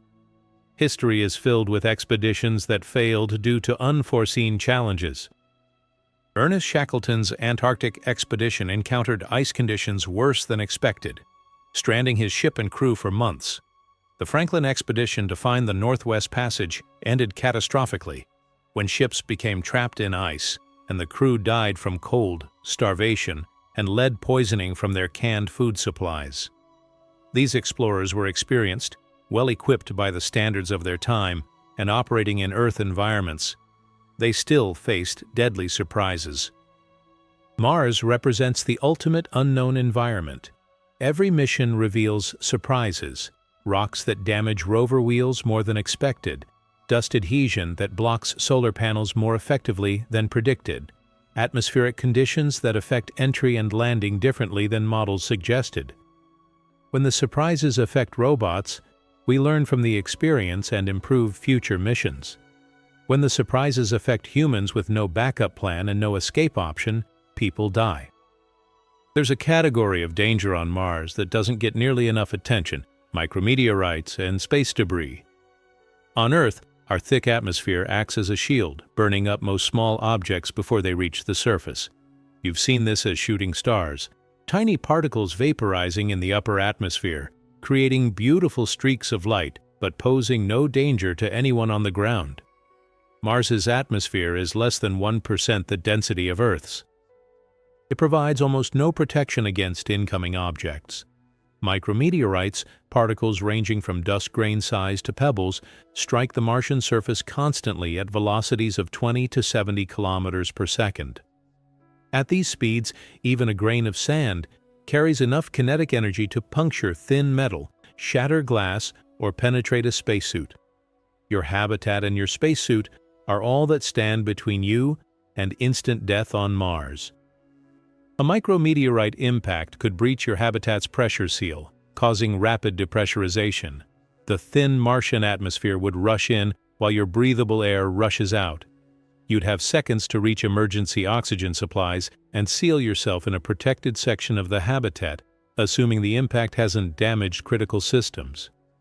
During surface operations, when you're outside conducting experiments, maintaining equipment, or exploring, you're even more vulnerable. Your spacesuit is sophisticated technology, but it's also vulnerable. Multiple layers of fabric, insulation, and protective material provide some defense against small particles. But a micrometeorite traveling at 30 kilometers per second doesn't care about your engineering. It punches through. A breach in your spacesuit, even a small one, is catastrophic. The pressure differential between your suit's interior, pressurized to support human life, and Mars's near-vacuum exterior would cause rapid decompression. Air would whistle out through the hole. Your suit pressure would drop. Without immediate patching, you'd lose consciousness within 15 seconds and die within 2 minutes. NASA has developed self-healing materials and emergency patches for spacesuits, but these solutions have limits. A large enough breach, or one in an inaccessible location like your back where you can't reach it, might be impossible to repair quickly enough. And remember, you're experiencing all of this while possibly suffering from impaired judgment due to chronic sleep deprivation, cognitive effects of radiation exposure, and the stress of operating in a hostile environment. There's also the issue of Mars's dust devils and dust storms. Dust devils, swirling columns of dust lifted by temperature differentials, are common on Mars and can be enormous. Some reach heights of 20 kilometers, dwarfing any tornado on Earth. While they're not as dangerous as Earth tornadoes because Mars's thin atmosphere can't generate equivalent wind forces, they can still damage equipment, coat solar panels with dust, and reduce visibility to near zero if you're caught outside during one. Global dust storms are even more concerning. Every few years, the timing is irregular and unpredictable. Dust storms emerge from localized events and expand to envelop the entire planet. These storms can last for weeks or months, blocking sunlight, reducing solar power generation dramatically and creating communication difficulties as suspended dust particles interfere with radio signals. The 2018 global dust storm that killed the Opportunity rover lasted from late May through September, nearly 4 months. During its peak, the opacity of the atmosphere increased so dramatically that surface light levels dropped to almost total darkness at midday. If you're on Mars depending on solar panels for power during such an event, you're facing an extended period of severely reduced energy generation while your power demands remain constant.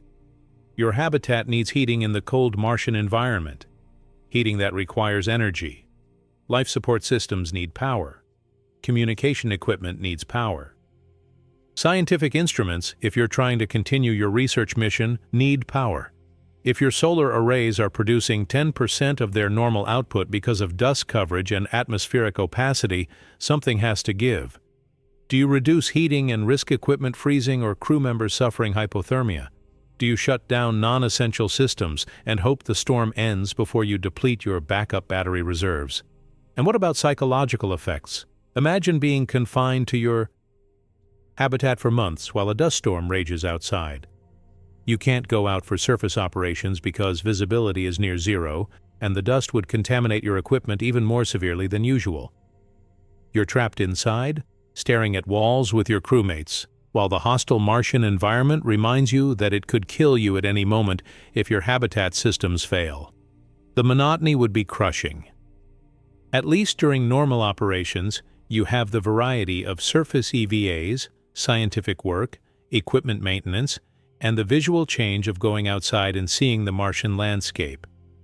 During a months-long global dust storm, that variety disappears. You're confined, possibly on reduced rations if food supplies are running low, possibly cold if heating has been reduced to conserve power, definitely anxious about whether your systems will hold out until the storm ends. Psychological research on sensory deprivation and monotonous confinement shows that humans cope poorly with extended periods of unchanging environment. Even a few days of sensory deprivation can cause hallucinations, anxiety, depression, and cognitive impairment. Months of confinement in a small habitat during a dust storm, with the constant awareness that your survival depends on systems that might fail, represents an extreme psychological stressor that mission planners often underestimate. Let's address something that sounds mundane but could be mission-critical: equipment failure and maintenance. On Earth, when something breaks, you can order replacement parts, call a repair technician, or visit a store to buy new equipment. On Mars, you have only what you brought with you and whatever you can improvise from available materials. Every mechanical system eventually fails. Seals degrade. Electronics develop faults. Moving parts wear out. Filters clog. Pumps break. It's not a matter of if, but when. Mission planners account for this by bringing spare parts and redundant systems, but there are limits to what's feasible. You can't bring duplicates of every single component. The mass and volume requirements would be impossible. So you bring spares for the most critical components and those most likely to fail. But what happens when something unexpected breaks? What if a seal fails in your water recycling system and you don't have a replacement that fits? What if the bearings in your habitat's airlock door jam and you can't open the door to go outside? What if your communication antenna's pointing mechanism fails and you lose the ability to maintain alignment with Earth for data transmission? The answer is improvisation, repairing or replacing components using whatever materials and tools are available. The Apollo 13 mission became famous partly because engineers on Earth and astronauts in space improvised solutions to critical failures using only the materials aboard the spacecraft. They famously adapted carbon dioxide scrubbers from the command module to work in the lunar module using duct tape, plastic bags, and cardboard from manual covers. But Apollo 13 had one enormous advantage: real-time communication with a team of hundreds of engineers on Earth who could devise solutions and walk the astronauts through implementation procedures. A Mars crew faces communication delays of 3 to 22 minutes each way. You can't have a real-time troubleshooting conversation. You describe the problem, wait for the delay. Receive a response. Wait again to reply with new information. For complex technical problems requiring back-and-forth discussion, this delay transforms a 10-minute conversation into an hours-long exchange, and some failures don't allow hours for troubleshooting. If your life support system develops a fault that's causing carbon dioxide to accumulate faster than it's being scrubbed from the air, you have hours at most before the CO2 concentration reaches dangerous levels. Elevated carbon dioxide doesn't just cause discomfort. At concentrations above 5%, it causes severe cognitive impairment, headaches, dizziness, and confusion. Above 10%, it causes unconsciousness and death. You need to diagnose and fix the problem immediately without help from Earth, using only your own expertise and the resources at hand. If you can't, you die. It's that simple. There's no calling for help, no waiting for rescue. You solve the problem, or the problem kills you. The same applies to any critical system. Water recycling, oxygen generation, power systems, heating, pressurization. Failure of any of these systems creates an immediate, life-threatening emergency. And remember, the crew members dealing with these failures are possibly sleep-deprived, experiencing cognitive effects from radiation exposure, suffering from bone loss and muscle atrophy that make physical work more difficult, and operating under the enormous psychological stress of knowing that mistakes mean death. There's another technical challenge that's often glossed over in optimistic Mars mission presentations: landing. Getting to Mars orbit is one thing. Landing safely on the surface is exponentially more difficult. Mars's thin atmosphere creates a paradox. It's too thin to provide effective aerodynamic braking for spacecraft, but too thick to ignore. You can't use parachutes alone like you would on Earth because the atmospheric density is insufficient. You can't use rockets alone like you would on an airless moon because you'd need impossibly large amounts of fuel. The solution is a complex sequence called entry, descent, and landing, EDL in aerospace engineering terminology. The spacecraft enters Mars's atmosphere at hypersonic velocities, uses a heat shield to survive the thermal loads, deploys parachutes to slow down as much as the thin atmosphere allows, and then fires retro rockets for the final descent to the surface. Each phase must work perfectly, with precise timing and coordination between systems. NASA has successfully landed multiple robotic missions on Mars using increasingly sophisticated EDL systems. The Curiosity rover used a sky crane, a rocket-powered platform that hovered while lowering the rover to the surface on cables, because the rover was too large and heavy for traditional landing approaches. Perseverance used a similar system with additional terrain relative navigation technology to identify and avoid hazards during descent. These successes are remarkable, but they involve spacecraft weighing roughly 1,000 kilograms. A crewed Mars mission requires landing vastly more mass. The crew, their life support systems, habitat modules, supplies, scientific equipment, and eventually the ascent vehicle or propellant production equipment for the return journey. Estimates suggest a crewed landing would involve 30 to 50 metric tons or more. Landing that much mass on Mars with current technology is right at the edge of feasibility, perhaps beyond it.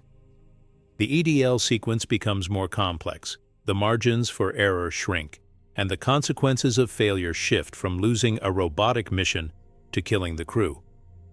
Every system must work perfectly after 6 to 9 months in space, exposed to radiation and temperature extremes with no possibility of repair or testing before the landing attempt. And here's the truly terrifying part. You only get one chance. Once the landing sequence begins, it's committed. The spacecraft is entering the atmosphere at thousands of meters per second. There's no abort option, no chance to circle around and try again like landing an airplane. The heat shield must protect against temperatures exceeding 1,500 degrees Celsius. The parachutes must deploy at precisely the right moment and altitude. The rockets must ignite and throttle correctly. The guidance system must navigate to a safe landing site while avoiding boulders, cliffs, and steep slopes. If any single element fails, the spacecraft crashes, and everyone aboard dies.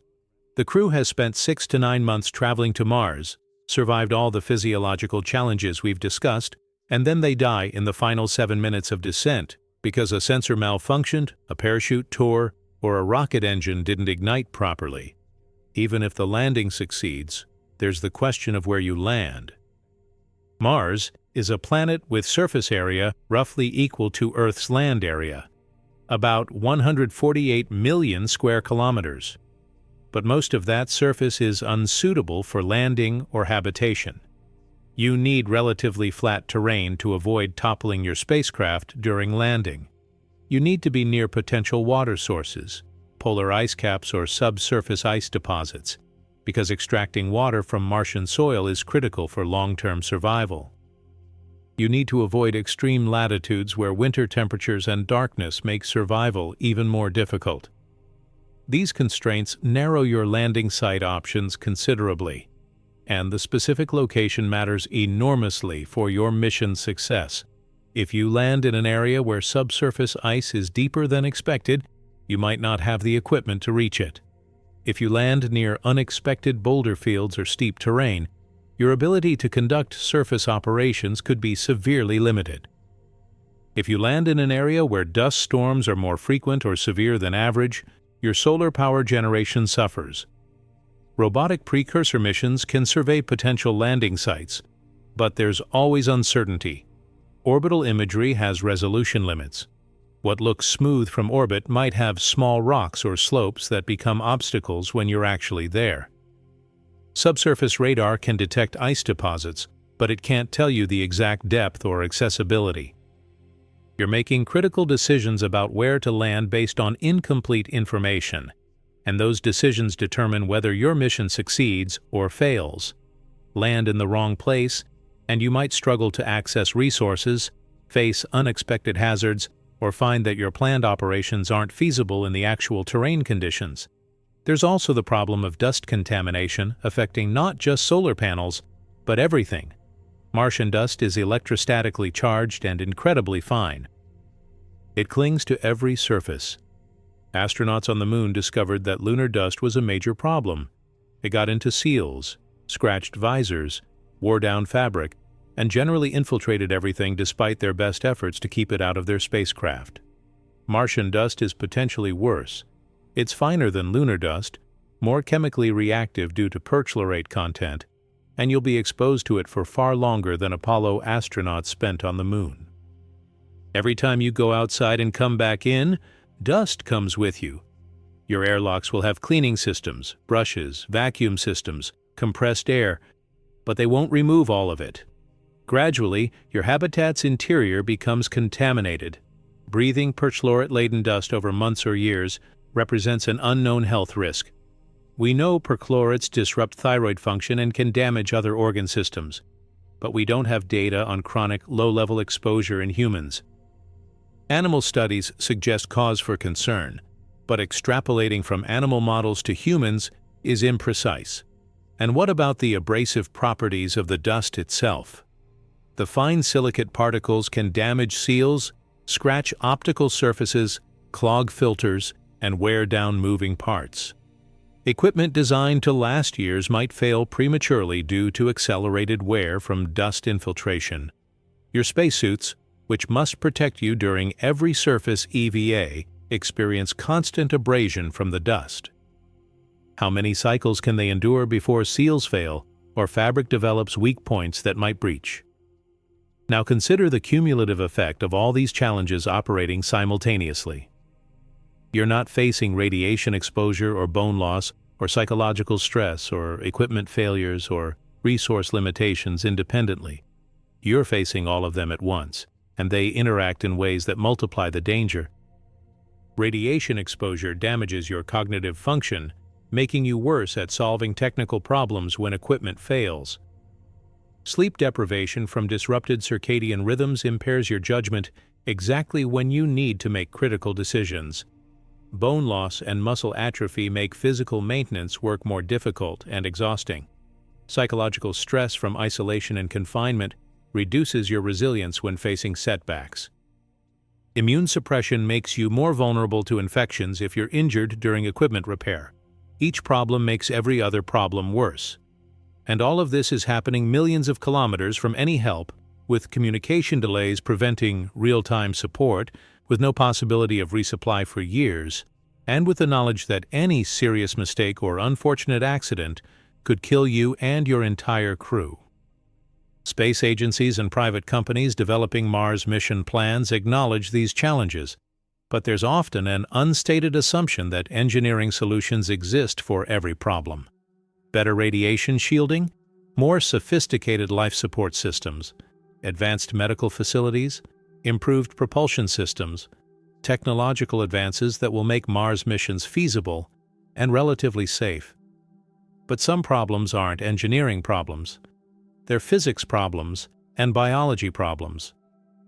You can't engineer away the speed of light that creates communication delays. You can't engineer away the fundamental biology that makes human bodies dependent on Earth-like conditions. You can't engineer away the vast distances and the enormous energy requirements they impose. You can't engineer away human psychology and the effects of extreme isolation and confinement. Let's discuss the economic forces that might actively prevent return. Imagine a scenario where private corporations fund Mars missions. SpaceX, Blue Origin, or some future company invests hundreds of billions in establishing a Mars base.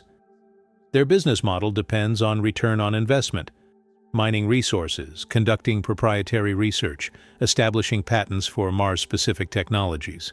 From a corporate perspective, trained Mars personnel are incredibly valuable assets.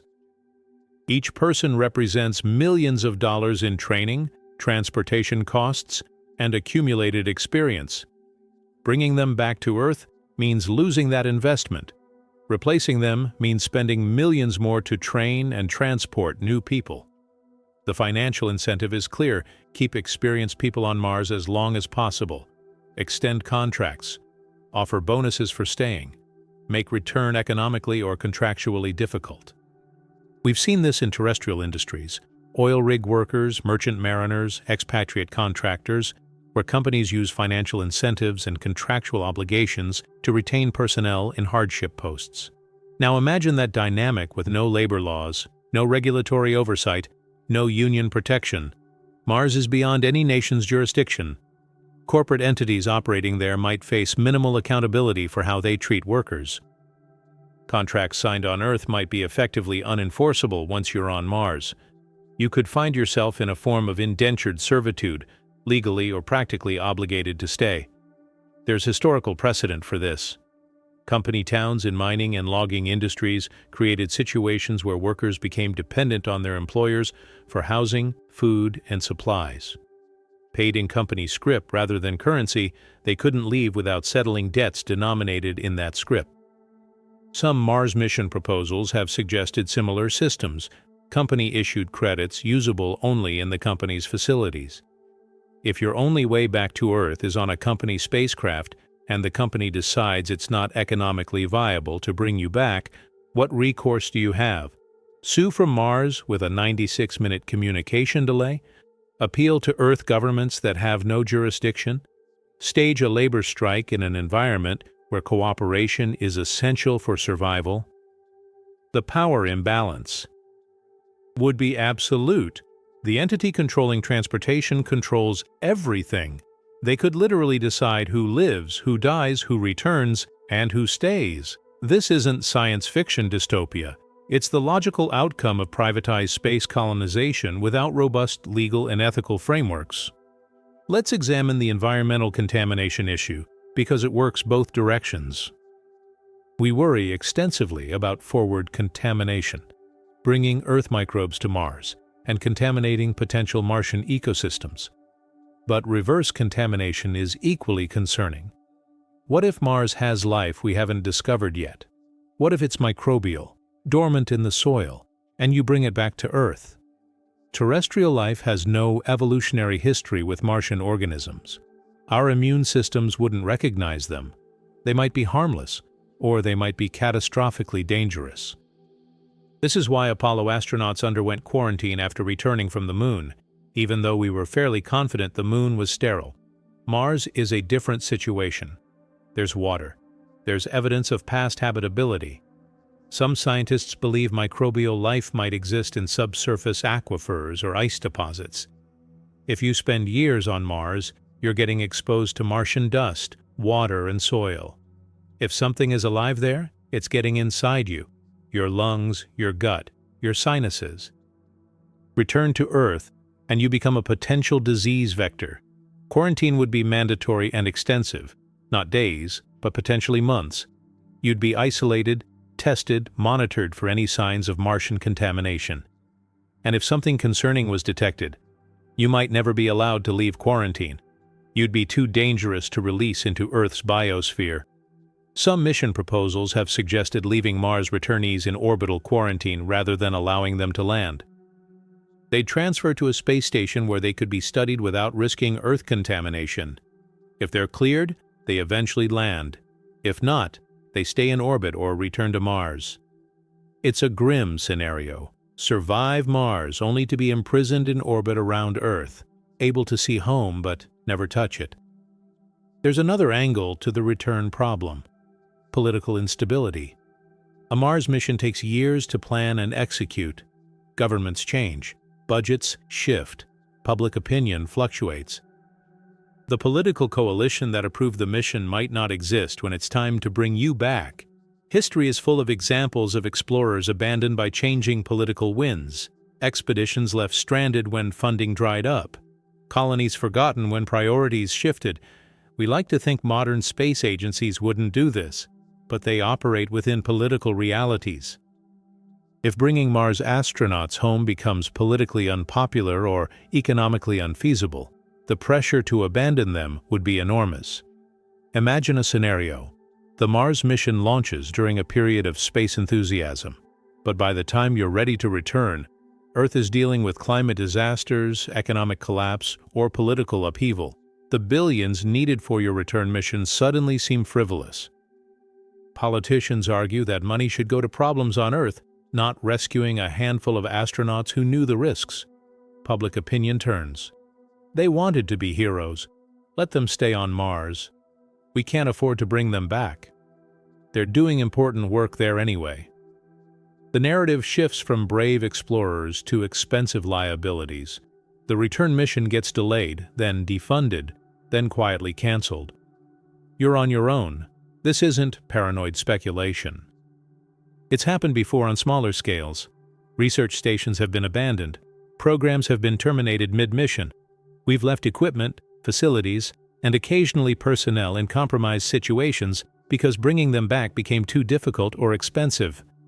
Space agencies like to present contingency plans showing how rescue missions could be mounted, but those plans assume continued political will and available resources. In reality, if Earth faces its own crises, Mars astronauts become very low priority. You're survivable where you are, so the ethical pressure to rescue you diminishes. They have habitats, food, water. They can wait becomes they've established a permanent presence. They're colonists now becomes it's been years. They're not coming back. Now let's talk about something rarely discussed in polite Mars conversation: reproduction and what happens to children born there. If Mars colonies become permanent, eventually someone will get pregnant. What happens to a baby developing in 38% gravity? We have zero data on mammalian development in reduced gravity. Studies on the space station have shown that chicken embryos and some invertebrates can develop in microgravity, but with abnormalities. Nobody has conducted experiments on mammalian pregnancy in space because it's considered too ethically problematic. A human fetus developing on Mars would face challenges we can barely predict. Would the bones form properly in reduced gravity? Would the cardiovascular system develop normally? Would the inner ear structures that control balance form correctly? We don't know. And if a baby is somehow born healthy on Mars, they face an even starker reality. They could never come to Earth. A child who develops in Martian gravity from conception would have a skeleton and musculature adapted to that environment. Their bones would be less dense, their muscles weaker, their heart smaller. Earth's gravity would be crushing, potentially fatal. Bring a Mars-born child to Earth, and you'd be subjecting them to nearly 3 times the gravity their body was designed for. It would be like you suddenly experiencing 3 Gs constantly, the force pilots experience during aggressive maneuvers, but sustained indefinitely. Your chest would feel compressed, breathing would be labored, your heart would strain. You'd be unable to stand. A Mars child couldn't walk on Earth. They probably couldn't even sit up. The weight of their own skull might be too much for their neck to support. Earth's atmosphere, with nearly 200 times the pressure of Mars, would feel oppressive. The sensory input from Earth's environment, the bright sun, the thick atmosphere, the cacophony of sounds, would be overwhelming to sensory systems that developed in Mars's quiet, dim environment. In essence, a child born on Mars would be Martian, not human in the Earth sense. They'd be adapted to a different world, and Earth would be as alien and hostile to them as Mars is to us. This creates a permanent genetic divergence. Humans who can't interbreed with Earth populations due to environmental incompatibility, even if they're genetically similar. Let's examine the psychological toll of knowing you're never returning. Even if you accepted intellectually that Mars was a one-way mission, the emotional reality hits differently when you're actually there, watching Earth disappear into the distance, knowing you'll never feel rain again, never swim in an ocean, never hug family members who stayed behind. Astronauts on the space station experience psychological effects from isolation and confinement, despite being able to see Earth, communicate with loved ones in near real time, and know they're returning in months. They report feelings of isolation, depression, interpersonal conflicts, and what some call the Earth out of view phenomenon, anxiety when Earth isn't visible through the windows. Multiply that by the absolute permanence of Mars. You're not going back, ever. Every sunrise you watch is a Martian sunrise.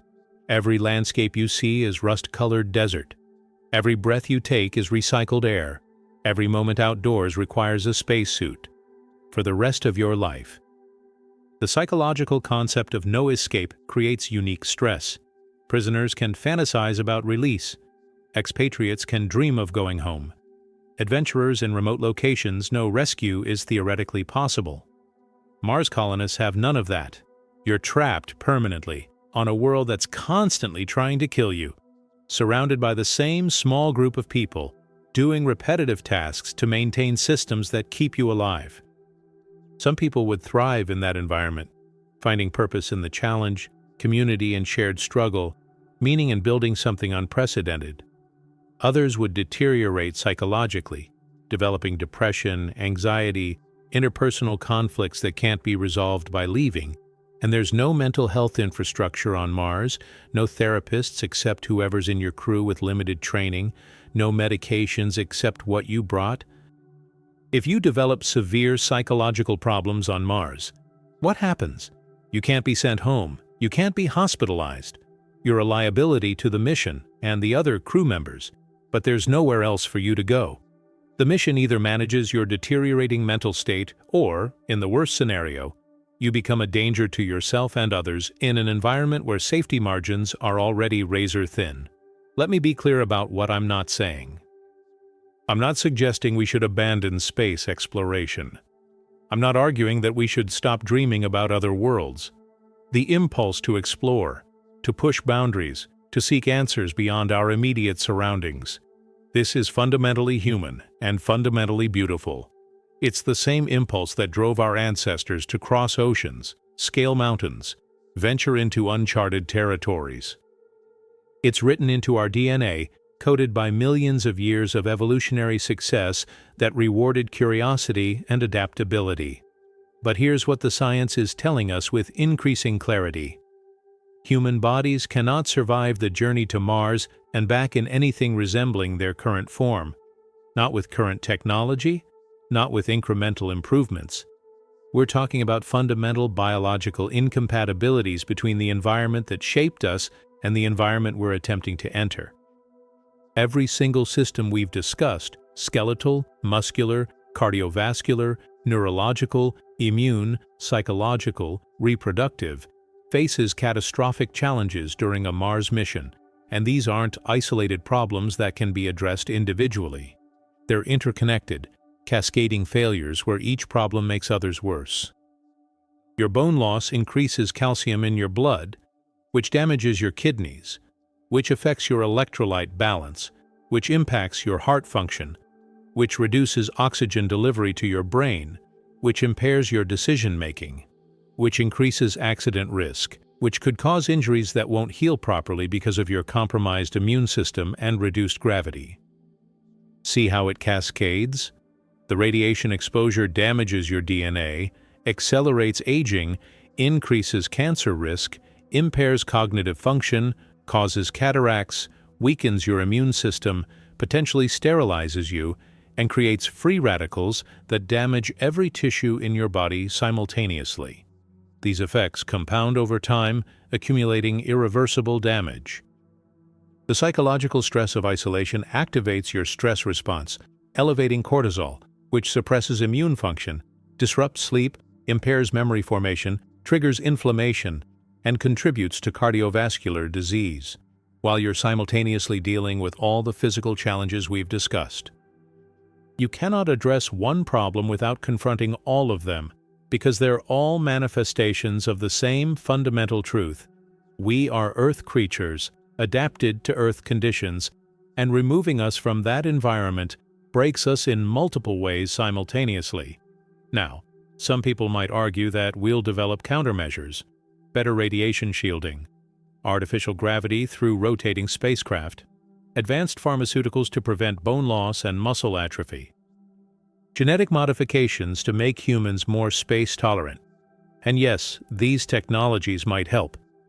But let's be honest about the timeline and the challenges. Artificial gravity through rotation requires enormous spacecraft or long rotating arms to generate meaningful centrifugal force without causing motion sickness from the rotation itself. The engineering challenges are immense, and the energy requirements are substantial. We're not close to building such vessels for interplanetary travel. Pharmaceutical interventions for bone loss and muscle atrophy have shown limited success even on the space station with its relatively short missions. The drugs that slow bone loss on Earth, bisphosphonates, have side effects and limitations. No drug can fully replace the mechanical loading that gravity provides to stimulate bone formation. Radiation shielding faces fundamental physics problems. You either use dense materials like lead, which are heavy and create secondary radiation, or you use lighter materials like water or polyethylene, which require enormous volumes to be effective. Either way, you're adding massive weight to your spacecraft, requiring exponentially more fuel and cost. Genetic modification to create radiation-resistant or low-gravity adapted humans ventures into profound ethical territory. Are we talking about modifying embryos, creating a new subspecies of humans designed for space? Who decides what modifications are acceptable? What happens when space-adapted humans can't return to Earth because they're now adapted for low gravity and high radiation? Do we create a permanent genetic divide between Earth humans and space humans? These questions aren't just technical, they're philosophical, ethical, and existential. They force us to ask what it means to be human, how far we're willing to alter ourselves in pursuit of exploration, and whether the cost is worth the goal. But here's where the story takes a different turn, one that's actually more hopeful and more aligned with our place in the cosmic story. Because if human bodies can't go to Mars, perhaps human minds can. Robotic exploration has been extraordinarily successful. The rovers Spirit, Opportunity, Curiosity, and Perseverance have explored Mars for years, providing unprecedented data about Martian geology, climate, and potential past habitability. They don't need life support, don't suffer radiation damage, don't experience psychological stress, don't need to return home. When they break down, we don't lose human lives. We lose machines that taught us invaluable lessons. The Ingenuity helicopter demonstrated powered flight on another planet, opening new possibilities for aerial exploration. Future missions could deploy swarms of drones, networks of sensors, sophisticated laboratories that analyze samples with precision exceeding what human geologists could manage in spacesuits. Advances in artificial intelligence and machine learning mean that future robotic explorers could be increasingly autonomous, making decisions in real time without waiting for instructions from Earth that take between 4 and 24 minutes to arrive depending on planetary positions. These robots could be our hands, our eyes, our presence on Mars without risking our irreplaceable biological vessels. Virtual reality technology could allow scientists on Earth to experience Martian exploration in immersive detail, controlling robots with intuitive interfaces, feeling present on Mars without physically being there. You could walk on Mars from the safety of Earth, experiencing the landscape, conducting research, making discoveries, all while your body remains protected by Earth's gravity, magnetosphere, and atmosphere. This isn't defeat. This is recognizing reality and adapting our approach, which is what humans do better than perhaps any other species. We're tool users, problem solvers, collaborators. We extend our capabilities through technology rather than physical transformation. And there's something profound and humbling about accepting that Mars exploration might be a place where we send our creations rather than ourselves. It acknowledges our limitations while celebrating our creativity. It says, "We are of Earth, shaped by Earth, belonging to Earth." And that's not a constraint. It's our identity. Because here's the deeper truth that astronomy and cosmology reveal. Earth is not just our home. It's part of us in the most literal sense. The iron in your blood was forged in the core of an exploded star billions of years ago. The calcium in your bones was created during supernova explosions. The oxygen you're breathing right now was produced by ancient cyanobacteria over billions of years, transforming Earth's atmosphere into something that could support complex life. You are made of stardust, yes, but specifically, you're made of Earth stardust, arranged in patterns that only work under very specific conditions. Change those conditions too drastically, and the pattern breaks down. You're not a machine that can operate in any environment. You're a living ecosystem in constant dialogue with your surroundings, dependent on precise temperature, pressure, gravity, radiation levels, chemical composition. Earth isn't just where we happen to live. Earth is what we are. Our bodies are ecosystems that evolved in partnership with Earth's ecosystems. The microbiome in your gut, trillions of bacteria essential for digestion, immune function, even mood regulation, co-evolved with you over millions of years in Earth's environment. The circadian rhythms that regulate your sleep, hormone production, and cellular repair are tuned to Earth's 24-hour rotation and the specific wavelengths of light from our sun filtered through our atmosphere. When you remove a human from Earth, you're not just moving a person to a new location. You're separating an organism from the only environment where it can truly function as designed. It's like taking a deep-sea fish adapted to crushing pressures and frigid temperatures and expecting it to thrive in a shallow tropical reef. The fish doesn't lack courage or determination. It lacks biological compatibility with the new environment. So what does this mean for the future of space exploration? I think it means we need to recalibrate our vision. Instead of asking, how do we get humans to Mars? We should ask, how do we explore Mars in ways that honor both our limitations and our capabilities? Maybe the answer is establishing permanent robotic research stations on Mars, controlled by scientists on Earth or eventually on orbital stations where artificial gravity and radiation shielding are more feasible. Maybe it's developing AI systems sophisticated enough to conduct scientific investigations autonomously, reporting findings back to us. Maybe it's using Mars as a testing ground for technologies we'll need for more ambitious goals, like terraforming or understanding how to protect Earth from asteroid impacts. Or maybe, just maybe, the most profound thing we learn from contemplating Mars missions is a deeper appreciation for Earth. Because if you truly understand what we've discussed, the countless ways that Mars would dismantle your body, the incredible improbability that Earth provides exactly the conditions you need to survive, the billions of years of cosmic evolution required to create this one pale blue dot where life not only exists but thrives, how can you see Earth as anything less than miraculous? We live on a planet with liquid water, a protective magnetic field, an oxygen-rich atmosphere, moderate temperatures, and stable conditions maintained over billions of years through feedback loops so complex we're still discovering them.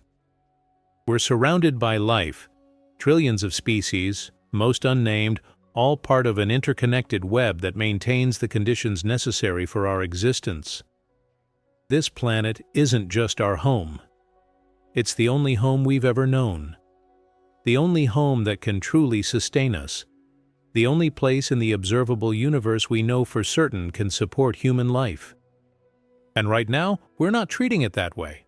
We're changing its climate, acidifying its oceans, driving species extinct at rates rivaling mass extinction events, depleting resources, poisoning ecosystems. Perhaps the real lesson of Mars isn't that we should focus our energy on leaving Earth, but that we should focus our energy on understanding, appreciating, and protecting Earth. Because if we can't create sustainable civilizations on the one planet perfectly suited for us, what makes us think we can establish them on planets that are actively hostile to our biology? This isn't pessimism, it's perspective. It's the universe teaching us about scale, about limits, about the preciousness of what we have.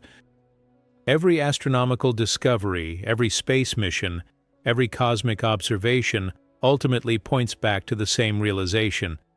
Earth is extraordinary, life is extraordinary, and we are participants in a story billions of years in the making. You contain iron from stars that exploded before our sun existed. You contain water that might have been delivered by comets from the outer solar system. You breathe oxygen produced by organisms that transformed an entire planet's atmosphere. You exist because of a continuous, unbroken chain of life stretching back 4 billion years, surviving ice ages and asteroid impacts and volcanic eruptions and mass extinctions, all leading to this moment where you can contemplate your place in the cosmos. That's not a limitation. That's a miracle. And recognizing that we can't easily transplant that miracle to Mars doesn't diminish our achievements or our ambitions. It amplifies our responsibility to protect the extraordinary conditions that made us possible in the first place. So yes, we should continue exploring Mars. We should send increasingly sophisticated robots. We should analyze Martian soil for signs of past life, study its geology to understand planetary formation, use it as a laboratory for understanding how planets evolve. We should dream about terraforming, about distant futures where human descendants might walk on transformed worlds. But we should do this while recognizing that we are, fundamentally and perhaps permanently, creatures of Earth.